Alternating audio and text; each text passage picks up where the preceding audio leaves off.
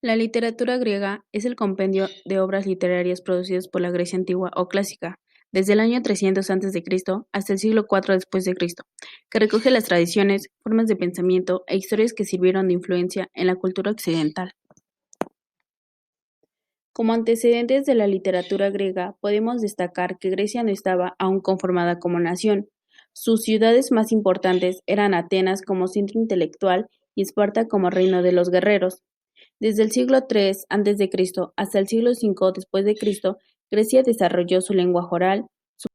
Esta puede estudiarse en tres periodos: la etapa arcaica, la etapa clásica, la etapa helenística y grecorromana. La literatura griega fue la primera en desarrollar los géneros literarios épica, lírica y dramática en el mundo occidental. La población griega se compone de un 97% de cristianos ortodoxos, el resto de la población musulmana y católica. Rusia es uno de los únicos países que tienen la mayoría de personas. El modelo de la organización social se basa en la condición de ciudadano y no ciudadano. También se tiene en cuenta si este va a ser libre o va a ser esclavo. Su grado de riqueza determina su posición social. Las clases sociales libres son las siguientes: ciudadanos que estaban divididos en 10 tribus y distribuidas en 3 distritos: llanura, montaña y costa. Tienen derechos de civiles, pero también tienen responsabilidades con el Estado. Militar integraba filas en los hospitales, político participaba en las magistraturas, el judicial debía ejercer como miembros de tribunales de la justicia, social contribuía con impuestos especiales para el desarrollo de ciertas ceremonias o fiestas públicas.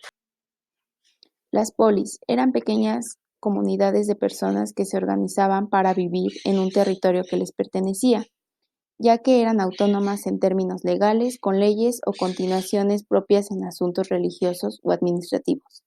Las polis se dividían en dos áreas, urbana y rural. Organización política. Uno de los grandes legados de la cultura griega es el concepto de ciudadano. Sin embargo, no existía igualdad política entre todos los habitantes de una polis. Quienes no eran considerados ciudadanos eran extranjeros, mujeres, esclavos, libertos, esclavos liberados.